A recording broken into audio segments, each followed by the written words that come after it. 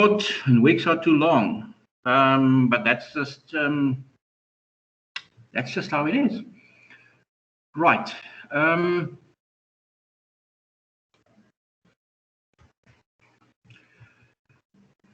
Last week, or let me just before I start with the plans for this week. Have any of are any of you writing any formal tests or submitting assignments this week for other modules?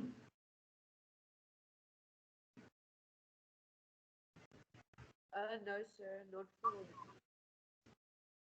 Okay, I just want to make sure because obviously it's a new format that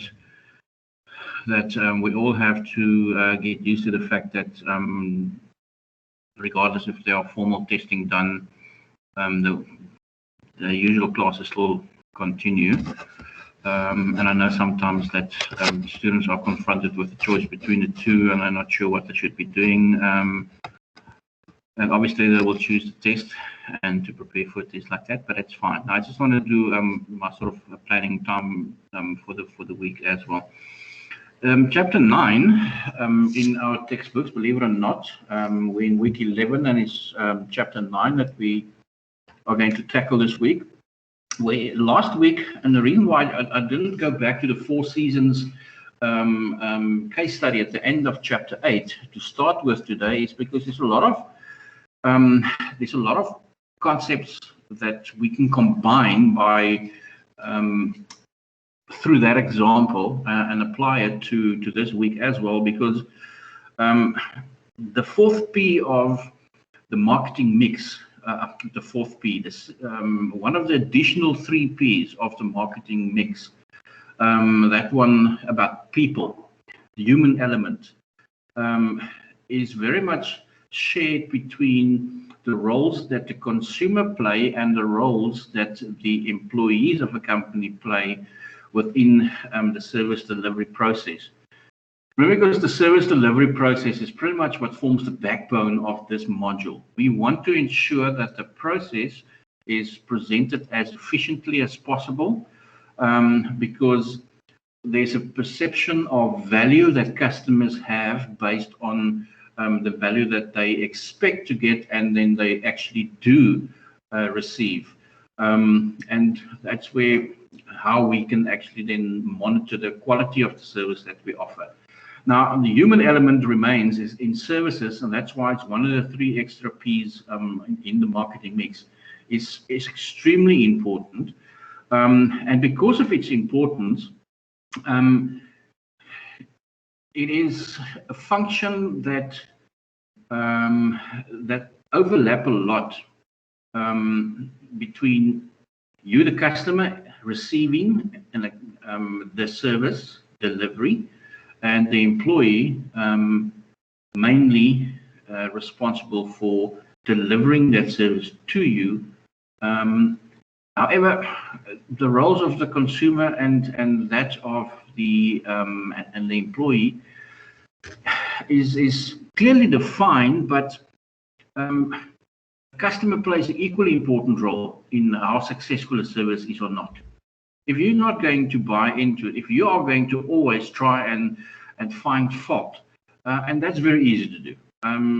We definitely easily find something to complain about.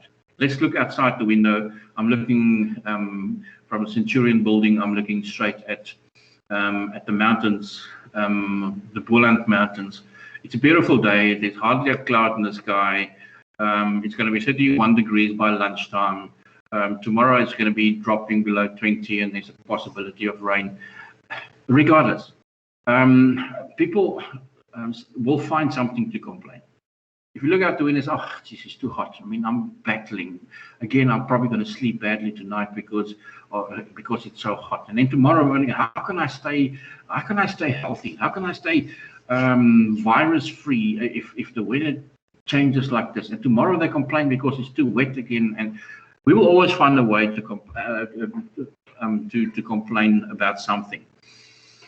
So it's in our nature to evaluate and and based on our own experience and situation, then express our satisfaction or dissatisfaction.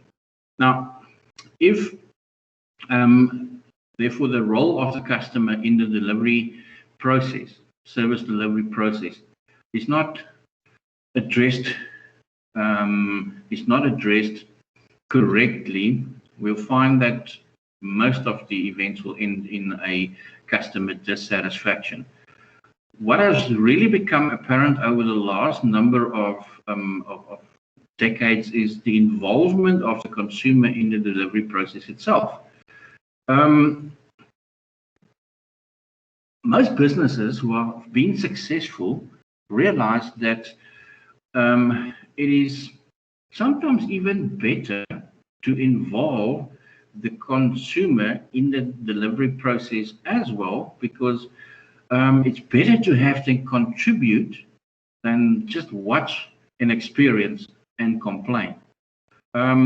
You will find, obviously, some customers would sit back and say, listen, no, I'm paying for the service, please service me. I'm not going to get involved in any of it.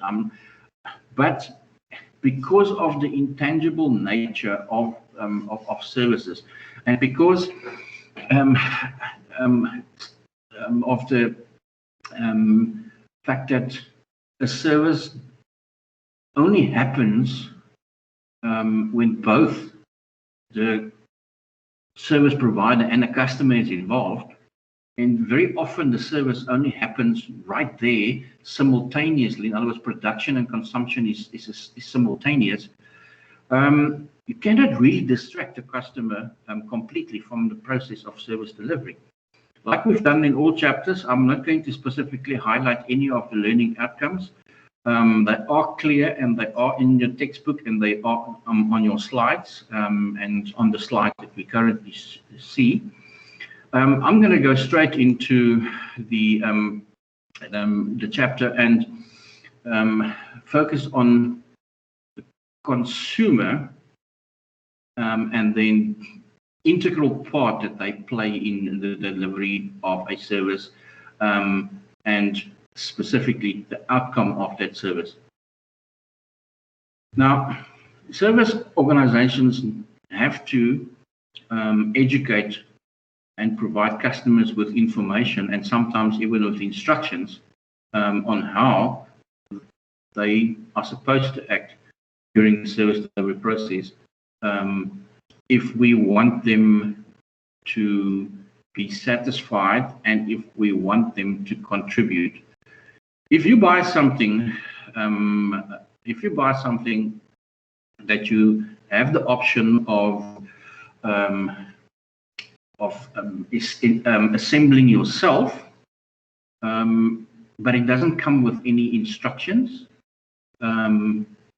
you're going to probably find that the product is not going to fulfill your specific needs. I can recall that it happened once, and I only took that option once in my life. I bought a computer corner unit from I think it was it a House and, I think it was House and Home. It could be House and Home. No, it's not House and Home. It's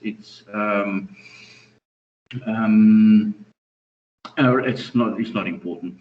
But anyway, I had a choice. It was all in a box that was probably 1 meter by 1 meter, but it was about 15 centimeters high, sealed with brilliant instructions inside. And me and my wife sat down and we started assembling this this particular corner unit. I think it took us 8 hours to complete, and then decided when the service provider offers you, or when the seller of these products offer you the additional service of assembling and delivering it for you for an extra couple of bucks, you know what? Next time we're going to take it. So it is important that if you offer the choice as a service provider to the customer to complete part of the delivery process themselves. You have to provide them with the knowledge that's required, and here more is more, as well as the proper instructions on how to fulfill that specific function that they are now, or that they have now chosen to do themselves.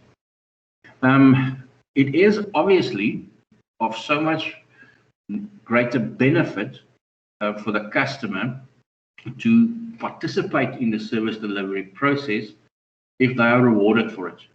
My choice of assembling it myself was bordering between two possible benefits that I could experience. A, saving the money that I had to pay in addition for them to assemble and deliver it for me. And secondly, the achievement of sitting back or standing back after you've assembled it and say, wow, you know what? I never thought I could do this, and it's brilliant. That is a reward to you, a non-monetary reward that you can receive from participating yourself in that process.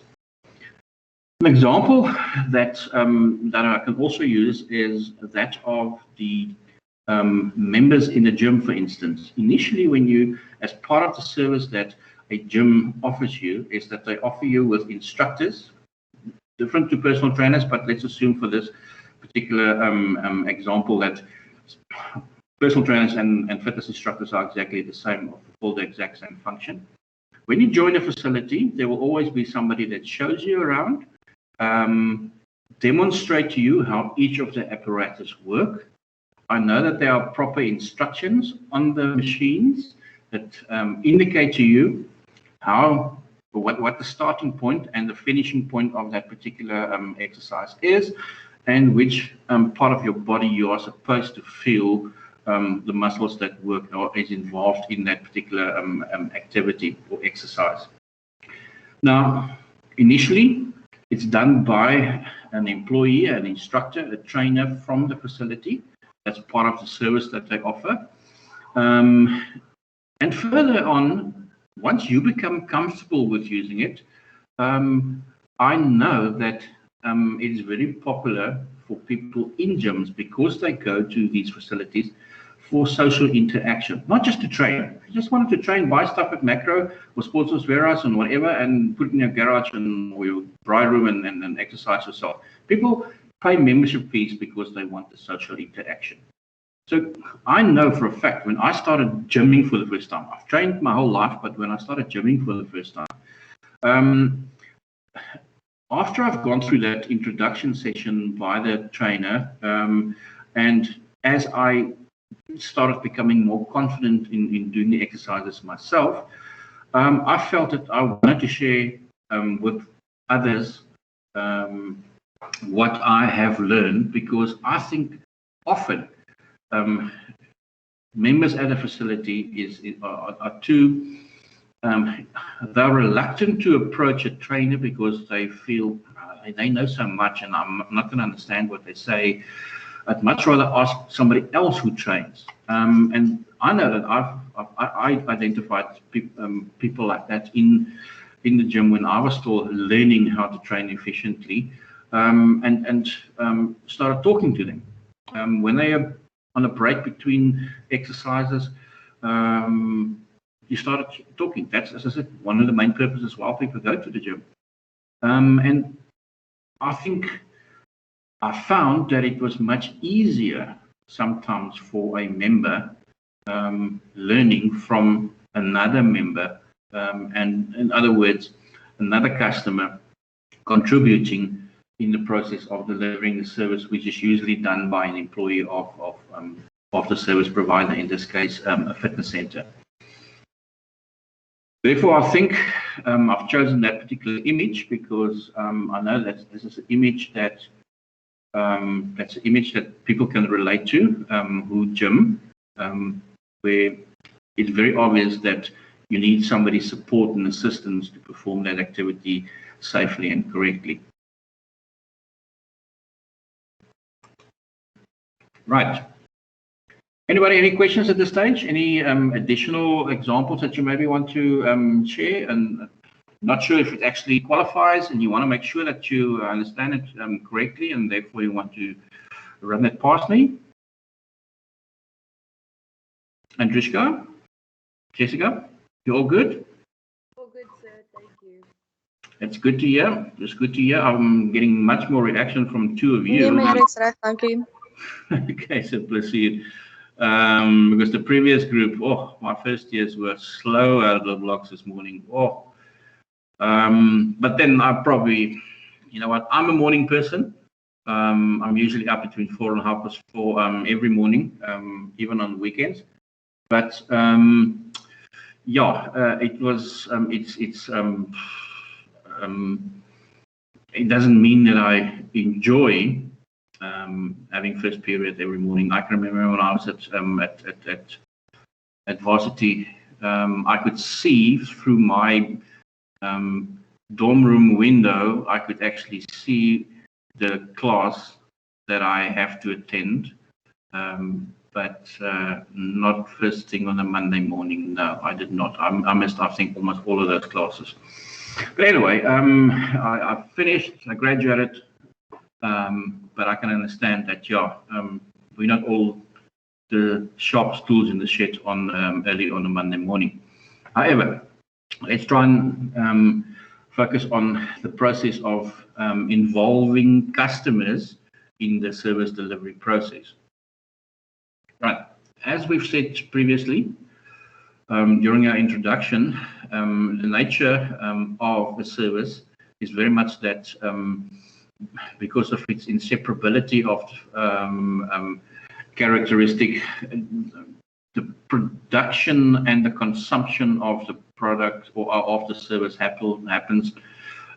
mostly happens simultaneously. If you want your hair cut, then you have to be there. If you want your hair cut, then the hairdresser needs to be there. If you have to undergo an operation in hospital, then you have to be there, but the doctor also needs to be there, or the surgeon. The participation in the service delivery process by a customer have its advantages and it has disadvantages. Very often customers interact with other customers, and in that process, they affect the quality of service that the other customer is then experiencing. I know that I hate it when, and it happened to me. It happened to me last week. I was queuing at the till in a supermarket, and there was an issue with the client in front of me. I think it was a technical issue with the till, and it took a bit longer. And it could be many things. It could be that the barcode wasn't registering, and you know how these things happen and work. And the person behind me then also then said, "Oh yeah, it's this again. I've experienced it last week as well, and I mean it really frustrates me." You know what? Great for you. I don't want to know it. I've never had a bad experience, and the person in front of me may be just one of the unlucky ones. But we don't need your commentary or your involvement. If you really have a problem, you know what? Go to the manager and share it with them, and maybe they can address it, or they can explain to you exactly what the reason is for the hold up.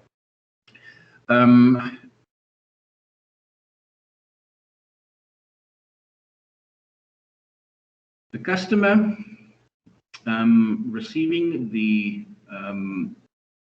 customer involved in the whole service delivery process, as it is usually by definition of their role as customer, are most oftenly on the receiving end of the service. But how effective the service can be delivered by the service provider is very often affected by the involvement or not of the customer. the example I've chosen is that of a well-known company, Weight Watchers. Everybody's different, and the main reason why people use the service or would use the service of Weight Watchers is because they want to lose weight. They have tried everything themselves. They maybe don't have the discipline, and they therefore need somebody to provide them with goals and guide them through the whole process. But how you as a customer experience that particular service is going to very much depend on your particular involvement and commitment to the process too. If you are not going to follow the eating plan, if you are going to cheat on the eating plan, then you won't see the results. But often that is the case where the customer contributes to his own dissatisfaction because they have not followed the rules that was expected of them to ensure that they experience the benefit of this particular service. The contrary is obviously true as well. The very committed individual who thrives on achieving those small goals and then eventually reaching the target weight and losing all the weight that they have set out to do will feel a great accomplishment, and they will also but they again in a positive manner have contributed to the satisfaction when they have to rate the company, in this case Weight Watchers, on how the service was experienced. People joining Weight Watchers and not losing weight are going to complain and say Weight Watchers doesn't work either. But very often they have been a contributing factor for that not being a successful activity or exercise. People who do lose weight are going to obviously be very, very happy, and they will be raving fans of, for instance, a service provider like Weight Watchers.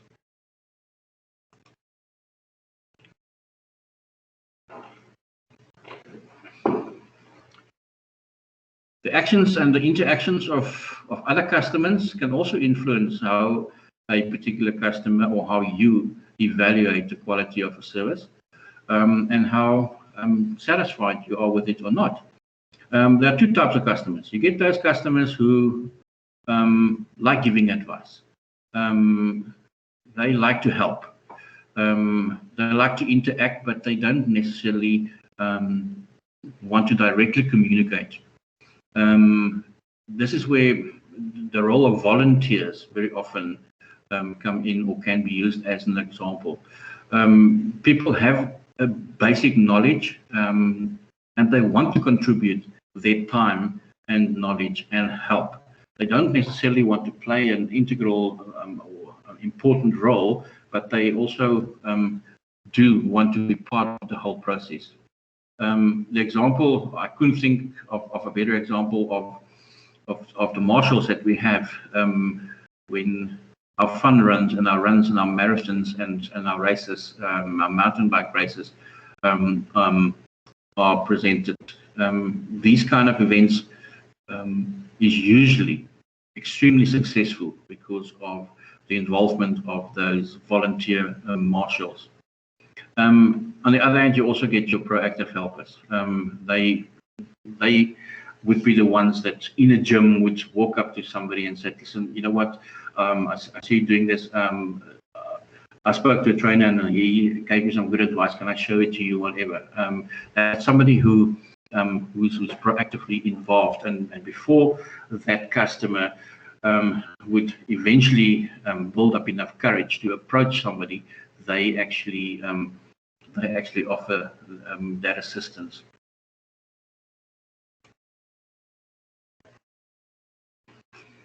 In the service delivery process, yes, there will be other customers involved as well, and other customers'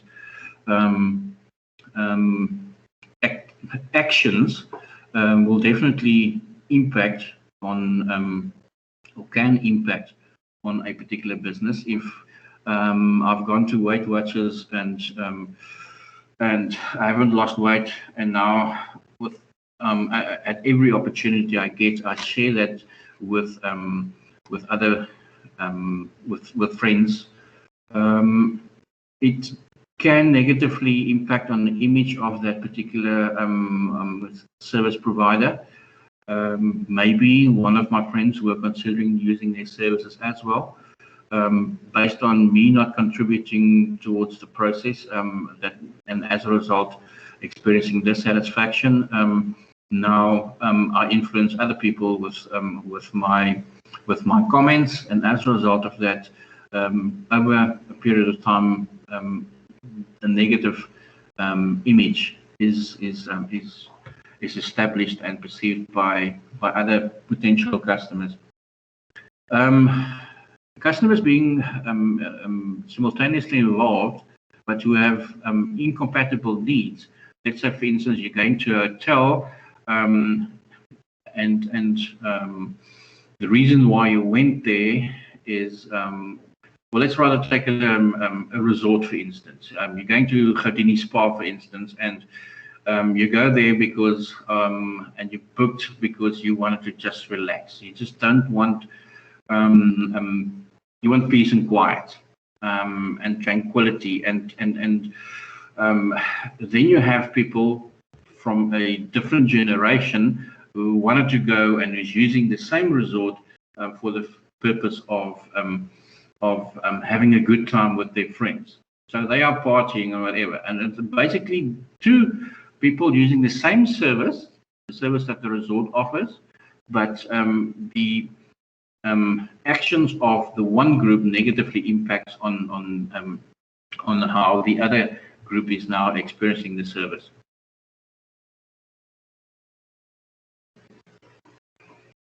Another, or in some other cases, the customer then also contributes or can contribute towards the social dimension of the service delivery. For instance, going to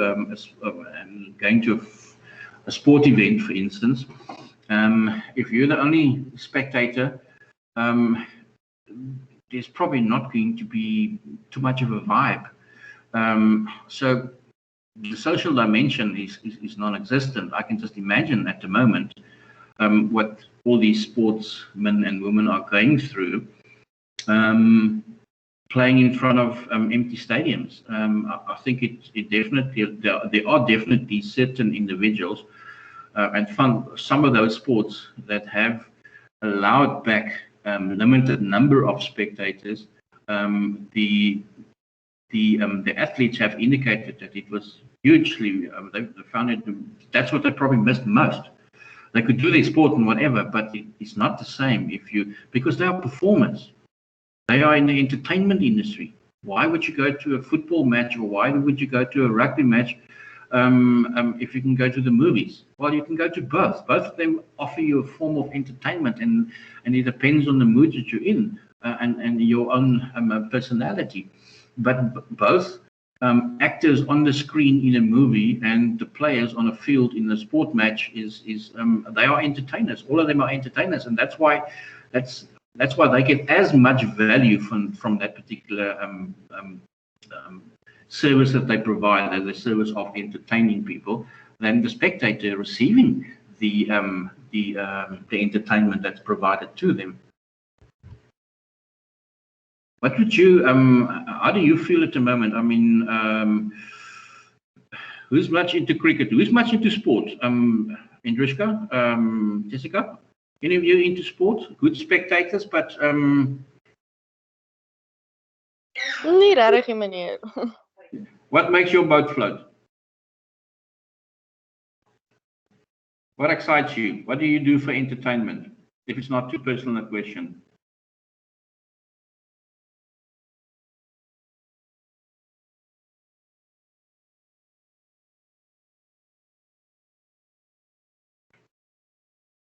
Well, so honestly, there's no time for entertainment at this point.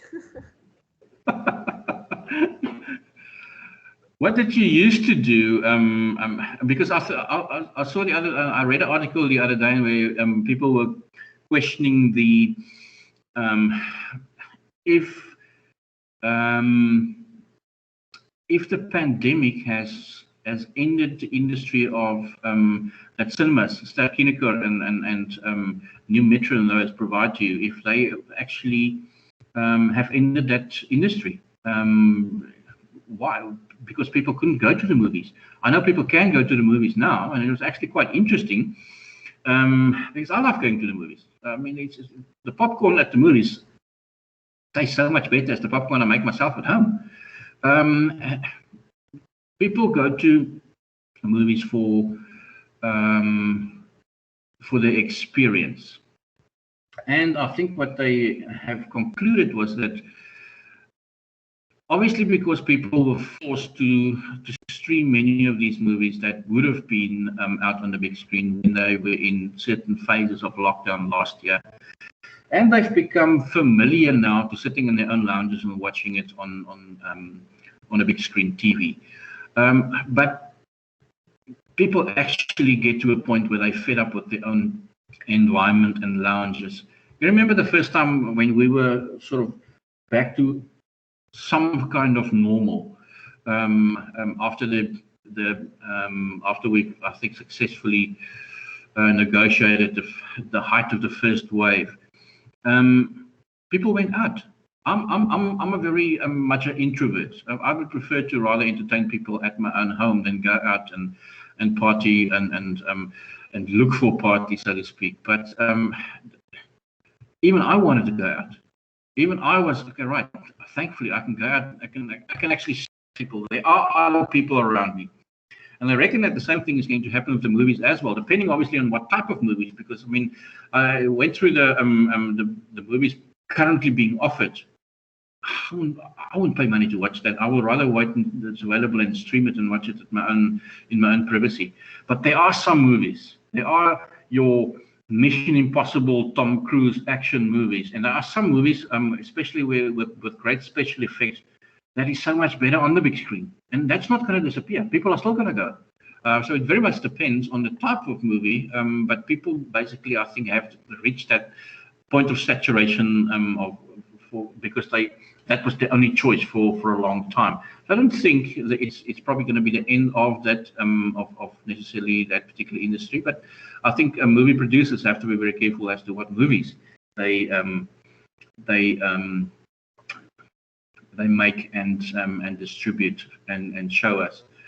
Another thing I was thinking of over the weekend that I think must be very difficult, and I know that there are definitely two very distinct schools of thought on the subject, and that is the Indian Premier League T20. I think they're in their 13th or 14th year of existence, and it's mind-blowingly successful, and that is where a lot of players, cricket players, actually they make their retirement money, because I mean players are being paid 30-40 million rand just for 6 weeks of cricket. So there's huge money involved, and I know it is very big in India, but currently it's being criticized for not cancelling the tournament that I think has probably reached its third week already, especially in India with what's happening in outside the bubble. With I think just yesterday more than 400,000 cases, positive cases, COVID cases were registered in India alone, and on average they were over 300 per day for the last week. That's serious. Yeah, those are serious numbers. So again, the argument there for the people who say we're not going to cancel, and obviously the ones they are being criticized for continuing with the tournament, is the entertainment value. The fact that people in this very, very tough time, right in the middle of the next wave, need something to make them relax and forget about almost forget about the reality, so to speak. And that's pretty much to a large degree why the entertainment industry exists, to make people feel better about their own situation. They watch a movie where people die and whatever, and I think, oh, geez, or the world ended or whatever. Fictional mostly, but people think, you know what, I'm better off, at least. I don't really have anything to complain about. So that is a very important factor of providing that service of entertainment to people in dire situations. I think that I know I feel better. Obviously, if your team, if you're a sports fan and your team is not performing well, then that form of entertainment is not great. One of my colleagues this morning walked in and said, "Oh, his whole weekend was actually disrupted after his team that he supported played so poorly." Well, you know what? I suppose at some point in my life I was there as well, but then you realize it's just a game, and those guys actually doing a job, and their job is to provide us with a service of entertainment. But anyway, it's not off the topic, but again, other people's. I just thought at that point where we were talking about the social dimension that customers provide to the whole service delivery process is massively important, more than we actually know. Right. Now, customers can fulfill 3 different roles. I'm not sure if we're going to be able to finish all 3 of these roles today, but let's see how far I can get. In the service delivery process, customers can fulfill either the role of employee or that of contributor or that of competitor. Let's look at each of them separately. For instance, the customer as employees. Now, customers put a lot of time and effort into obtaining a certain service, and they save money to go on a holiday, book planes, hotels, venues that they're going to visit.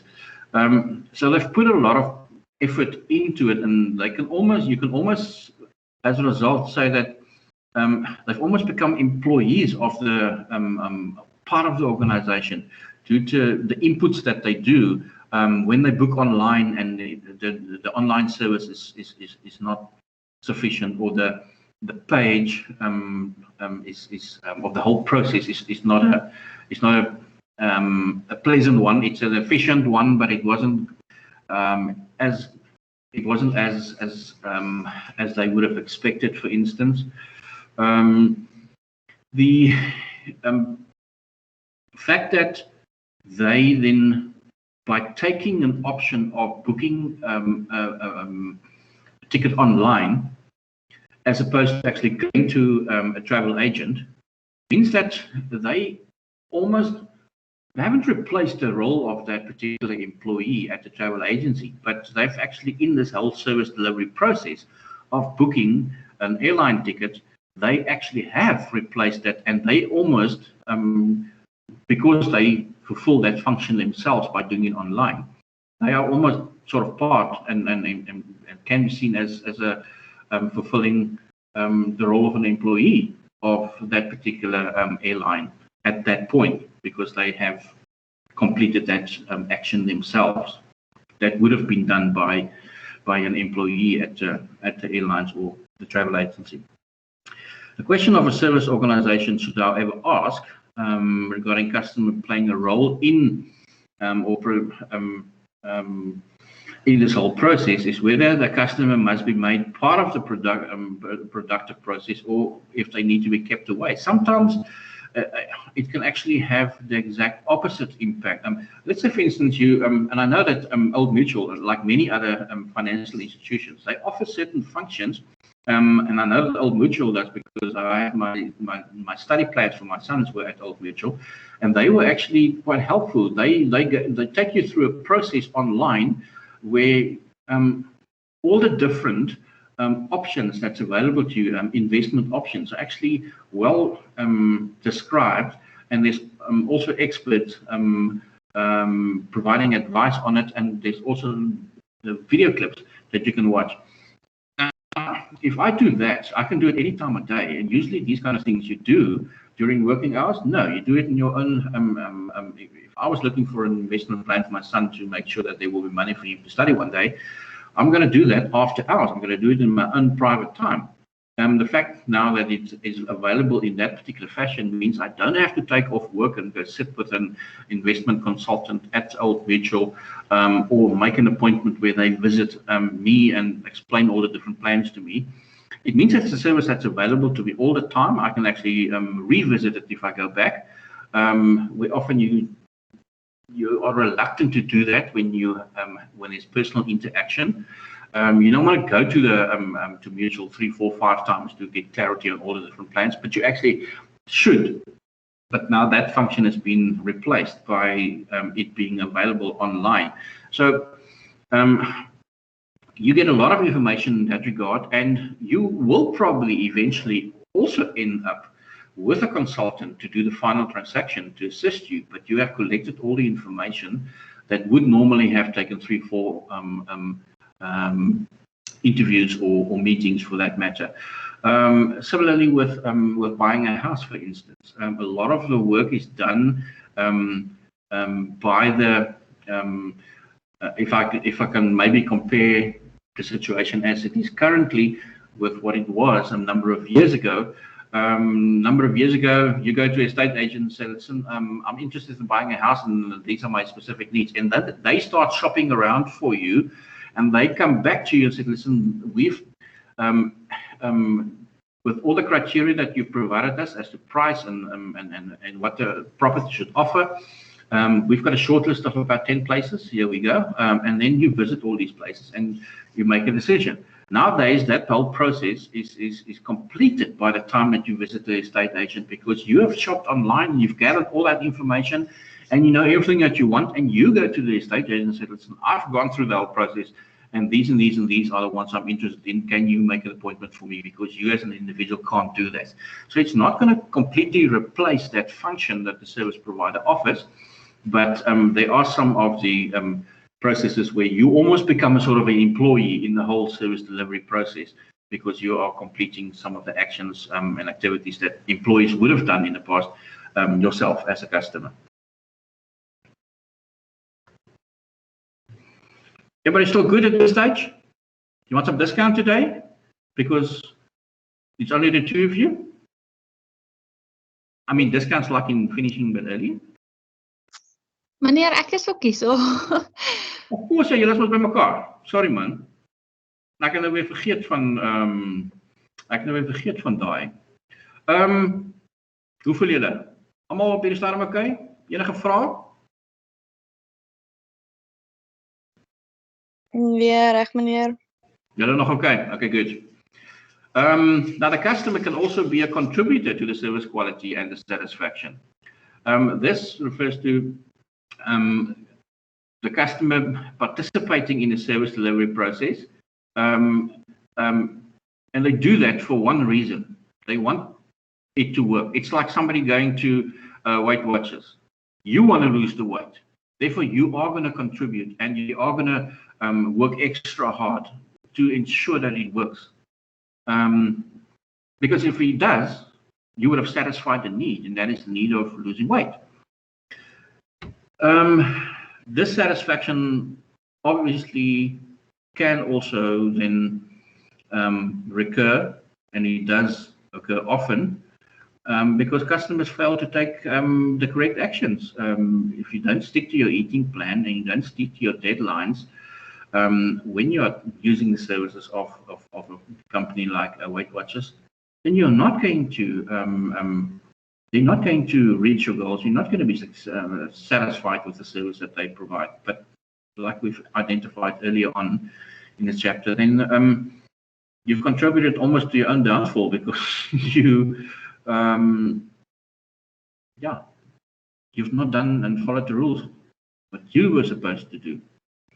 Can't always, and very often, I think that's where the greatest challenge lies. Very often, the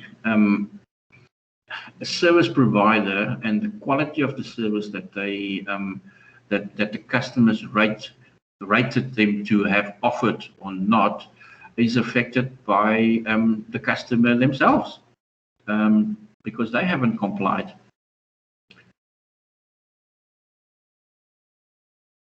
Right. Let's look at the following role. You can also fulfill the role of a competitor.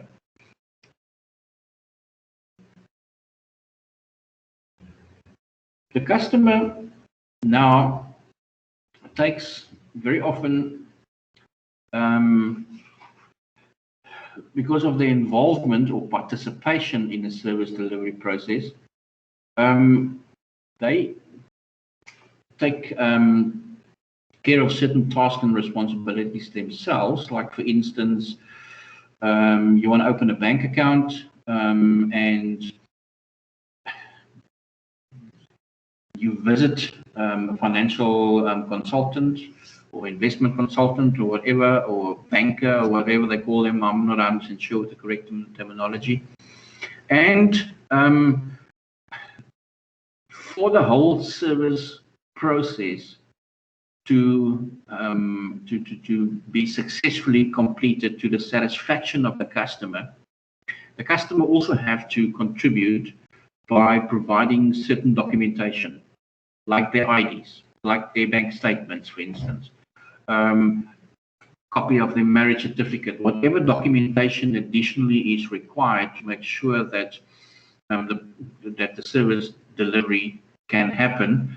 A lot of that comes from the customer, and if the customer does not participate, you cannot complain and say, listen, it took me 6 weeks to open this account, but then you haven't provided them with the documentation that only you can provide them with, as you have suggested. I know that is often the case. People phone and say, listen, you haven't filled in this form. Yeah, I have filled in this form. Yeah, but no, you haven't filled in this form. So send me this information. And people do forget, yes, it can happen. But very often they then rate the service as poor service, but then they've also contributed to that process. Another example might be that, for instance, if you have bought a computer and they've assisted you to set it up properly, like most of it is done nowadays, instead of actually requiring the services of a technician, or taking your laptop or your computer to somebody that can address a maintenance problem or upgrading problem, you can actually be referred to by your service provider. And I know that HP and Dell and these, they all do that, and they're very successful with it. Follow the instructions online. They have those online support, technical support that's available, and the customer is just referred to that, and they can actually do it in the privacy of their own home. They can do it any time of day. It's not a question of, oh, geez, now I have to upgrade this, and no, now I've got to take my computer to that guy in that shopping mall. And no, you can actually, and I know that I've done it very successfully over, the last number of years. I don't know when last I required the services, because the instructional videos and online instructions are excellent. Recently, with us converting to Canvas as our new platform, there were many things that while I was at home busy working on the new program, there was something I wasn't sure of. I know that there's a support structure in place at work, but I'm not going to phone somebody 7 o'clock at night with this. I actually just used the helpline, the help desk, which is an interactive facility that I just email my concern and somebody will respond to it. And many of those issues have been addressed in that manner. And I know that, and I said to somebody over the weekend as well, I'm actually, some people have just become too dependent on, okay, I'm not sure, so let's go ask somebody else, instead of rather going to find a possible solution and then asking that person, because I would much rather help somebody who can show to me that they've already attempted to solve the problem themselves, but they were unsuccessful. Then somebody who just said, you know what, and then it actually becomes something simple like, you know what, if we actually switched on the monitor, because it won't work if it's plugged in but not switched on. And we've all had those embarrassing experiences in our lives before. I think I had a few. It's very often with electronic devices as the subject, purely because I was not as fortunate as the current generation Z and Alpha to have grown up with that. Very late in my life, technology came. I think I already completed my studies when technology, global technology, became as efficient as it is currently. And it wasn't a reluctancy. I love learning new things, and I'm very much into embrace the whole technological changes. But initially it was difficult because I mean it's not something that you grew up with. But I think we've come a long way in that regard, and our service providers, to be honest with you, especially in the technological industry, is phenomenal. Somebody who complains about the service that they receive have probably not used the service.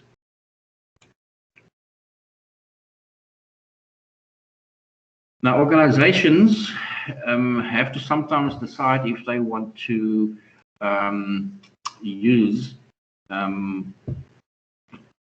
if they want to offer that particular function in-house, or if they want to use external service providers, and it will usually depend on the factors that we have on the screen there, and most of it, I think, always lie around the two components, number 3 and number 4. The time capacity. Do you have the time to actually provide that additional service that is required for your company to be rated as a top service provider? And do you have the finances to do that? Do you have the resources? Do you have the time? Can you afford it?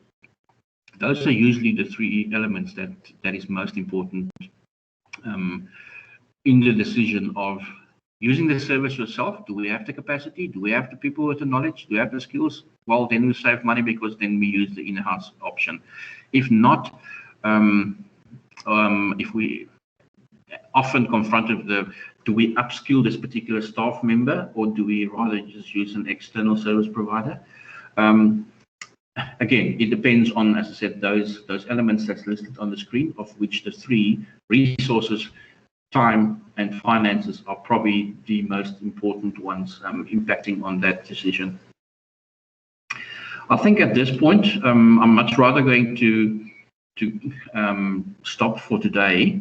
I don't want to start a new section and then sort of have to repeat it again tomorrow. So those of you that have taken the time to be online today, any questions from you, will gladly address now. If not, then I think we can call it a day.